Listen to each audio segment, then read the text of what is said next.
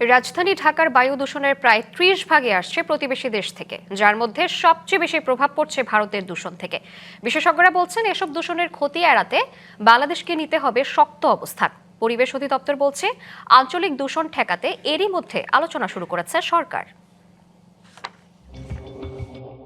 এই ছবি বায়ুর মান নির্ধারণকারী সুইজারল্যান্ড ভিত্তিক প্রতিষ্ঠান আইকিউ এয়ারের, যেখানে প্রতিবেশী ভারত থেকে দূষিত বাতাসের প্রবাহ বাংলাদেশে প্রবেশের চিত্র পরিষ্কার। সরকারি হিসাব বলছে, দেশে বায়ু দূষণের প্রায় 30% আসছে প্রতিবেশী দেশ থেকে। এর মধ্যে সবচেয়ে বেশি দূষণ আসে ভারতের বিভিন্ন এলাকা থেকে।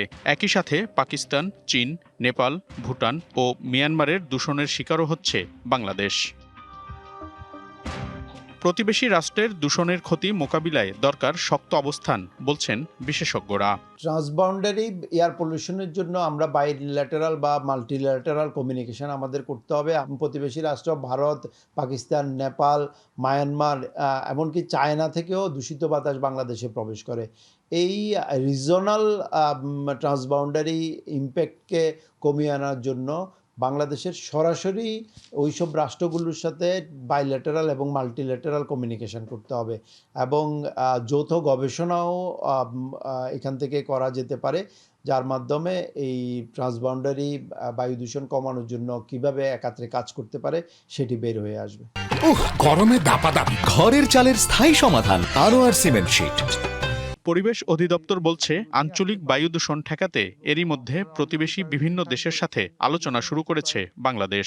ট্রান্সবাউন্ডারি দূষণ নিয়ে আসলে আমাদের ক্ষেত্রে তো খুব মারাত্মক সমস্যা। আমাদের ঢাকা দূষণের 30 থেকে 40% দায় হলো বাইরের দূষণ, বাংলাদেশের বাইরের দূষণ। তো সেন্সিটাইজেশনটা হচ্ছে সরকারি পর্যায়ে। আমাদের যে দূষণগুলো এক দেশের দূষণ আরেক দেশে কীভাবে ক্ষতিগ্রস্ত হচ্ছে, এই তথ্য বিনিময় হচ্ছে। আমরা চেষ্টা করছি সবাইকে বলতে যে আপনারা দূষণ যদি কমান, এটা সুফল আমাদের পুরো আঞ্চলিকভাবেই আমরা সবাই পাবো। তো রিজিওনাল প্রজেক্ট কিছু চিন্তাভাবনা আছে, যেখানে 3-4টা দেশ একসাথে মিলে প্রজেক্টটা বাস্তবায়ন করবে। আঞ্চলিক বায়ু দূষণ কমাতে পারস্পরিক সহযোগিতা বাড়ানোর তাগিদের কথা বলছেন সংশ্লিষ্ট সবাই। মনিরুল সোহাগ, ডিবিসি নিউজ, ঢাকা।